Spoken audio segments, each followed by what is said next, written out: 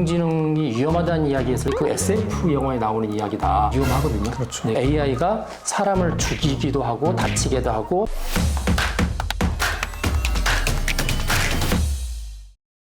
시청자 여러분 안녕하십니까. 메타버스와 인공지능으로는 세계경제 매보세. 오늘도 인공지능계의 세종대왕 김명주 교수님과 함께합니다.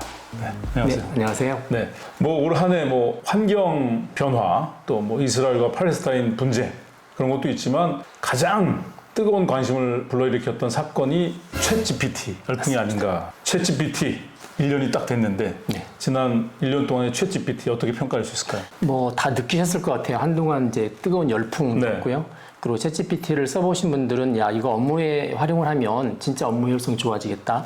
그리고 또 새로운 직업들도 나타나겠다. 이런 기대감도 많이 있었는데 또 한편으로 이렇게 보니까 얘가 글도 쓰고 이제 챗GPT와 비슷하게 그림을 그리는 AI 같은 경우는 그림까지 그리니까 야 사람이 해야 되는 창작 영역까지 AI가 손을 대기 시작하면 우리 직업도 이제 사라지는 거 아니야 하는 이제 걱정도 같이 나왔던 한 해다라고 볼 수 있을 것 같습니다. 다른 직종은 어떨지 모르겠지만 인공지능이 이렇게 생성형까지 생기면서 우리 김명주 교수님은 더 유명해지시고 스타가 되셨네요. 네.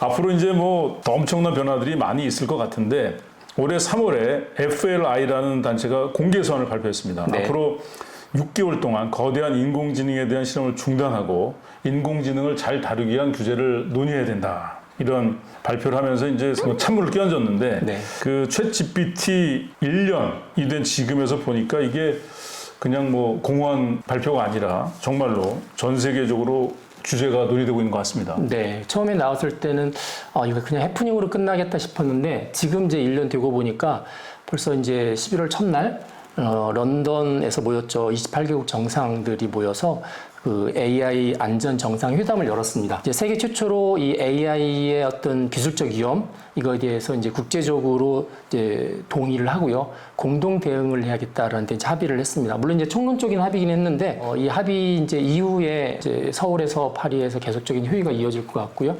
특히 이제 기업들이 주도적으로 AI 위험성을 주기적으로 살피고 적절한 조치를 취해야 한다는 주문들이 이제 그 안에 담겨져 있습니다. 네, 사실은 우리 김명주 교수님이 그동안 그냥 방송 때마다 인공지능 규제가 본격화되니까 여기 대비해야 된다 말씀하셨는데 네, 생각보다 빨리 왔던 것 같아요. 네. 우리 정부라든지 기업 또 시민사회가 얼마나 귀 기울였는지 앞으로 보면 알 것 같습니다. 블래치리 선언. 사실 블래치리 영국에 있는 역사적인 장소인데 여기가 사실은 되게 유명한 이유가 2차 세계대전 당시에 나치 독일군의 암호를 이제 해독하기 위해서 이제 과학자들이 모여서 이제 연구를 했던 곳인데 2차 세계대전의 흐름을 바꿔놓은 장소입니다. 네, 맞습니다. 그 독일군 암호가 그 유명한 게 애니그마라는 건데 노벨상이 IT 분야는 없잖아요. 네. 그래서 이제 IT 분야의 노벨상이라고 하면 보통 튜링 어워드를 꼽는데 네. 그 이제 암호를 해독했던 과학자의 대표적인 사람이 알란 튜링이라는 그렇죠. 사람이에요. 예. 이제 그 사람이 이제 애니그마를 해석을 해서 결국은 이제 2차 세계대전의 흐름을 바꿨던 거라서 어떻게 보면은 그 기술에 의해서 흐름을 바꾼 것도 있고 이제 나치라는 어떤 잘못된 권력의 방향을 틀었던 그런 장소가 이제 블래칠리다 보니까 AI의 어떤 흐름을 규제에 의해서 좀 틀어보자. 그런 의미로 장소를 거기를 정했던 것 같습니다. 근데 앞으로는 노벨상에 노벨 인공지능상도 만들어야 되지 않나. 네. 인공지능 윤리로 우리 김명주 교수님 유력한 후보가 되지 않을까. 네, 말씀 많이 나올 것 같습니다. 국가별로 인공지능에 대한 규제 이제 본격적인 시동을 걸었는데 영국에서 그 블래칠리 선언이 있기 바로 전날 바이든 대통령이 10월 마지막 날에 AI 행정명령에 서명을 했습니다. 거의 66페이지에 이르는 방대한 내용인데 특별히 AI에 대해서 어떤 성격의 규제를 하고 있나요? 이게 이제 AI 행정명령이 있을 거라고 이미 한 3개월 전에 예고가 됐었어요. 네. 7월 달에 바이든 대통령이 미국 내 7개의 AI 기업들을 만나서 규제에 관한 합의를 했고요. 그때 이제 8개 항목을 합의했다고 그래서 A 커미트먼트라고 보통 많이 부르거든요. 네. 그 내용이 이제 그대로 행정명령으로 갔고 이 행정명령 다음에는 이제 법이 기다리고 있습니다. 그렇죠. 이 행정명령을 보면 이제 안전하고 신뢰할 수 있는 AI 개발과 사용에 관한 행정명령 그래서 주로 AI 안전성, 신뢰성을 이야기하고 있고요. 안전성 하다 보니까 이제 미국은 국가 차원의 안전성도 이야기를 합니다. 그래서 만약에 어떤 AI를 개발할 때 이제 미리 사전에 안전 테스트를 해야 되는데 그게 이제 국방이라든지 안보라든지 공중 보건하고 연관돼 있으면 이게 아마 이제 국방 물자 생산법이라는 게 있는 것 같아요. 그거에 의해서 미리 정부하고 사전 테스트를 공유하도록 해서 일종의 이제 인허가 제도처럼 사전에 승인을 받아야 된다 이런 것도 들어있고요. 핵무기라든지 이런 생화학 무기에다가 AI를 쓰는 거는 금지한다. 이래서 이제 중국하고 아마 이 대량 살상 무기에 AI를 접목시키는 경쟁이 있어서 좀 이렇게 안전성을 확보하려고 먼저 이 부분들을 이제 제시한 것 같고, 마지막으로 이제 보면 우리 일반 사람들이 볼 때는 이제 보통 AI가 만든 콘텐츠, 글이든 이제 그림이든 그 콘텐츠에 대해서 콘텐츠 인증하는 시스템을 만들어야 된다. 예. 그리고 걔를 추적할 수 있는 워터마킹을 넣어야 되고 그 워터마킹은 미국 정부에서 만들어주겠다. 이렇게 내용을 담고 있습니다. 워터마크를 미국에서 만들면 미국이 이제 전체적인 규제의 그런 주도권을 가져가는 거겠죠. 네. 앞으로도 인공지능 세상에도 미국이 이제 주도권을 가져가겠다. 네. 그래서 아마 11월 1일 날 그 런던 정상회담 전날 바로 급하게 그 AI 행정명령에 사인을 하고 자기들이 이제 앞서가는 느낌을 딱 주기 위해서 했는데, 사실 우리나라도 그것보다 딱 한 달 전에 디지털 권리장전을 발표했잖아요. 그래서 저희도 이제 눈치를 좀 채고 사실은 먼저 움직였던 부분이 있긴 있습니다. 네. 그래서 지난번 우리 매봇의 주제도 디지털 권리 장전이었고, 영국 블래칠리에서 열린 AI 안전 정상회담에서 우리나라 윤석열 대통령도 좀 화상 연설을 했는데, 뭐 디지털 권리 장전입니다. 여기에 대해서는 우리 지난번 디지털 권리 장전 방송 보시면 될 것 같고, 디지털 권리 장전도 결국 이제 AI에 대한 규제 가이드라인이라고 보면 되겠습니다. 네, 맞습니다. 디지털이라는 게 워낙 폭이 넓긴 하지만 특별히 디지털 권리 장전이 나오게 된 게 AI 때문이고요. 네. 그래서 그 안에 많은 이제 규제들이 있고, 규제뿐만이 아니라 이게 이제 아무래도 지금 정부가 글로벌 리더십을 좀 장악하기 위해서 거기다가 이제 AI가 발전하게 되면 AI가 상대적으로 뒤떨어지는 국가들이 있잖아요. 디지털 격차가 심해지는 국가에 대해서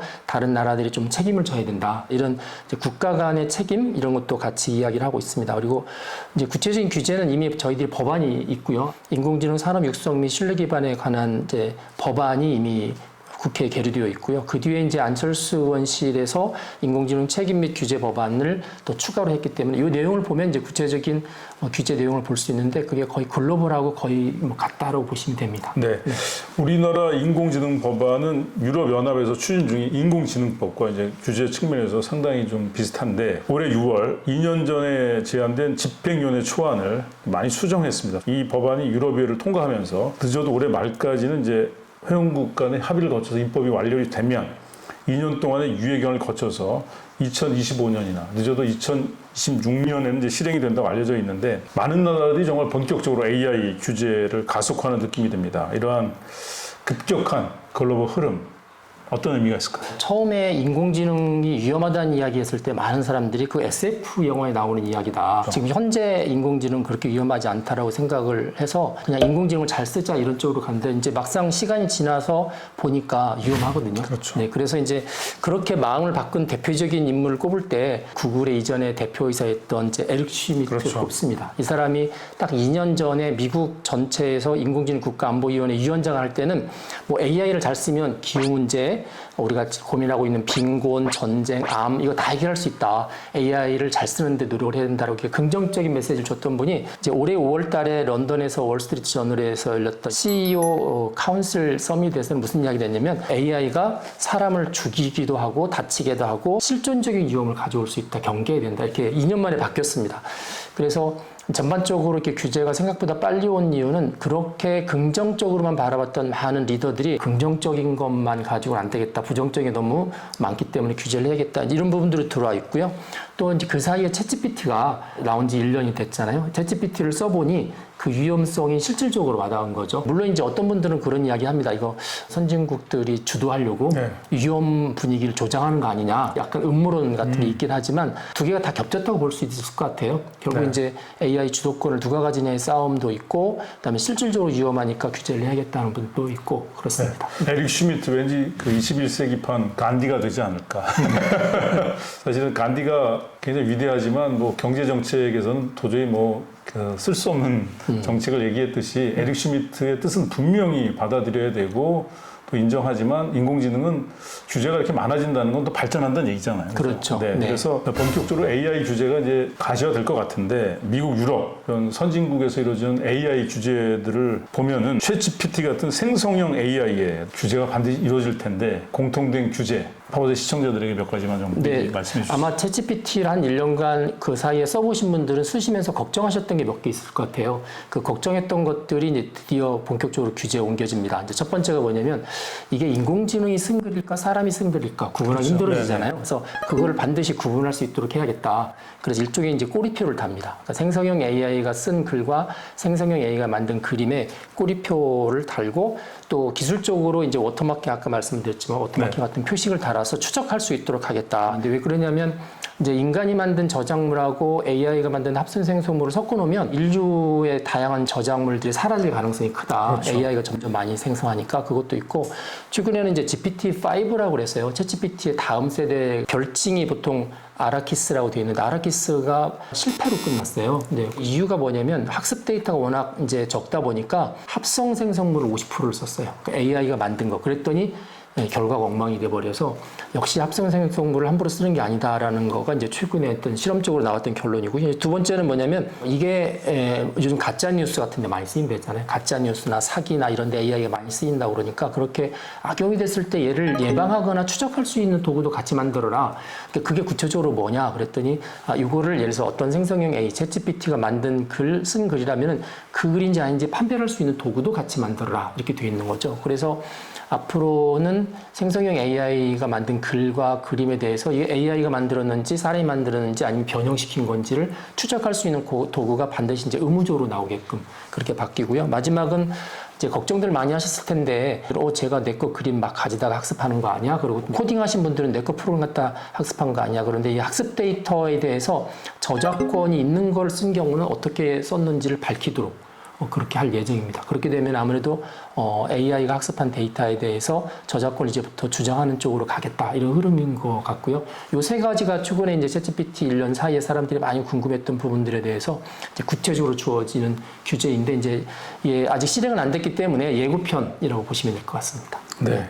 산업화 시대에 이제 좋은 자동차는 속도, 성능도 중요하지만 이제 제동 장치나 안전도 중요했던 것처럼 네. 인공지능 시대. 인공지능의 뭐 유용한 점이 너무 많지만 네. 어떻게 안전하게 쓸 것인가 네. 가장 중요해지겠네요. 그렇죠. 네. 아무래도 규제가 없이 엄청난 능력을 갖는다는 건 진짜 위험하기 때문에 사람이 컨트롤할 수 있는 부분들, 특히 이제 국가 단위에서 거버넌스 같은 게 이루어지는 게 맞는 것 같습니다. 네. 인공지능 기술과 규제에서 가장 앞서는 나라 대한민국이 되길 우리 인공지능의 세종대와 김명주 교수님과 함께 노력해야 되겠습니다. 내부세 오늘 여기서 마치겠습니다. 고맙습니다. 네, 감사합니다. 아무래도 이제 인공지능 얘기했으니까 좀 로봇가 배달해 주는. 네. 수고하셨습니다. 네. 고맙습니다. 네.